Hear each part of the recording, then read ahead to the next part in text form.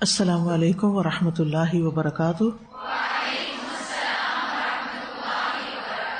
کیا حال ہے آپ کا؟ روزے اچھے گزر رہے ہیں؟ خوب اللہ کا ذکر ہوتا ہے؟ باتیں زیادہ ہوتی ہیں یا ذکر زیادہ ہوتا ہے؟ اپنا جائزہ لیا آپ نے کہ آج کے دن میں نے باتیں کتنی کی اور ذکر کتنا کیا؟ ہمارے دین میں نماز کی بہت زیادہ اہمیت ہے۔ نبی صلی اللہ علیہ وسلم دنیا سے رخصت ہوتے ہوئے جس چیز کی تاکید کر کے گئے وہ کیا تھی؟ نماز۔ اب صرف نماز پڑھ لینا ہی کافی نہیں، بلکہ اس بات کی فکر ہونی چاہیے کہ ہماری نماز قبول بھی ہو، کیونکہ اگر ہم محنت کرتے رہیں اور وہ آگے ایکسیپٹ ہی نہ ہو تو پھر فائدہ نہیں۔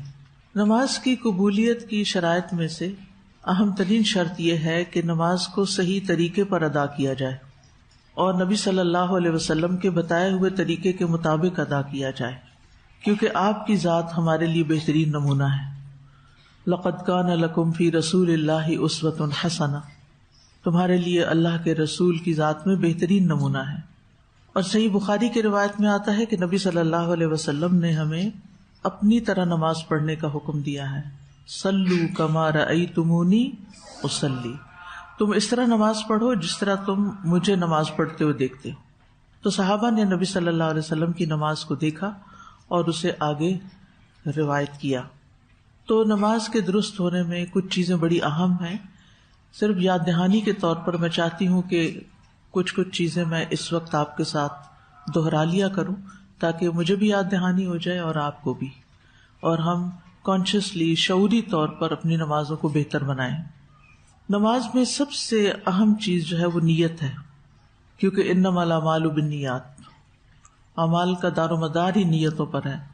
اگر آپ کی نماز پڑھنے کی نیت نہیں اور ویسے ہی آپ منہ ہاتھ دھو رہے ہیں اور پھر مصلی پہ کھڑے ہو گئے ہیں تو یہ کافی نہیں، بلکہ ایک شعوری نیت بھی ہونی چاہیے۔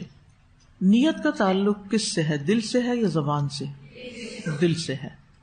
ابن القیم کہتے ہیں نیت کسی چیز کے کرنے کا ارادہ اور عزم کرنا ہے، ارادہ کرنا، اور اس کا مقام دل ہے، زبان کے ساتھ اس کا قطعی کوئی تعلق نہیں۔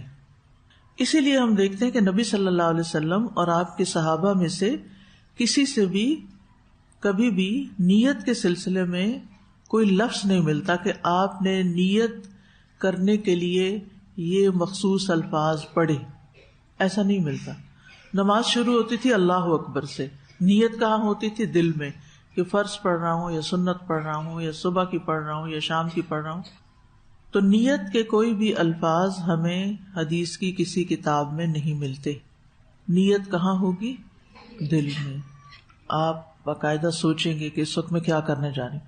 اگر آپ بس ایسے کھڑے ہو گئے اللہ اکبر کر دیا اور نہیں سوچا کہ سنت ہے یا نفل ہے یا فرض ہے کیا نہیں، تو ایسے نماز ویلڈ نہیں ہوگی۔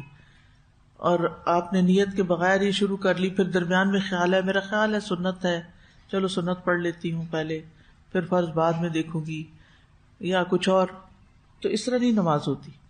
اسی طرح جب آپ وضو کرنے لگتے ہیں تو آپ وضو کی نیت کرتے ہیں، تو نیت کو الفاظ میں بیان کرنا جو ہے یہ بدعت ہے۔ بعض لوگوں نے نیت کے الفاظ اپنی زبان میں بنائے ہوئے ہیں۔ کیا ہماری نماز عربی میں ہے یا اردو یا پنجابی میں؟ کس زبان میں؟ عربی میں۔ تو آپ نماز سے پہلے نیت کے کوئی الفاظ پڑھتی ہیں؟ کچھ تو ضرور پڑھتے ہیں۔ میں خود پڑھتی تھی، میں مان ہی نہیں سکتی۔ پہلے پڑھتے تھے، اچھا اب نہیں پڑھتے، شکر ہے، میری طرح ہی ہو گیا آپ ہی۔ ہم پنجابی ہیں تو ہمیں پنجابی میں نیت سکھائی گئی تھی، بڑوں نے سکھائی تھی نا، تو اسی سے پتہ چلتا نا کوئی پنجابی میں پڑھ رہے ہیں اور کوئی اردو میں اور کوئی انگلش میں اور کوئی کسی میں، تو یہ تو نماز کا حصہ ہی نہیں۔ نماز ہوگی دل کے ارادے سے، نیت سے۔ اور پھر یہ کہنے کی ضرورت نہیں کہ میں اس بات کی نیت کرتی ہوں کہ میں فلاں نماز پڑھنے لگی ہوں اور میرا رخ کعبہ کی طرف ہے، اور تو جو کام نبی صلی اللہ علیہ وسلم نے نہیں کیا، جو کام صحابہ نے نہیں کیا، پھر ہمیں بھی کرنے کی ضرورت ہے، ہمیں بھی نہیں کرنا۔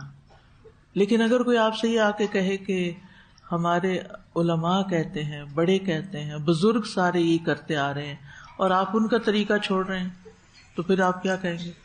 ہمارے لیے بڑوں میں، بزرگوں میں، علماء میں اسوہ حسنہ نہیں، اسوہ حسنہ کس میں ہے؟ رسول اللہ صلی اللہ علیہ وسلم کی ذات میں، اور اتنا ہی کافی ہے۔ اگر آپ کی کبھی کسی سے اس موضوع پہ بات ہو تو یہ 2-3 چیزیں یاد رکھیں، اگر وہ نہ مانے تو جھگڑا بالکل نہیں کرنا کسی سے بھی۔ لکم دینکم ولی دین، انی اعلم ما لا تعلمون، ٹھیک ہے؟ آپ جو کر رہے ہیں علم کی بنیاد پہ کر رہے ہیں، ٹھیک ہے؟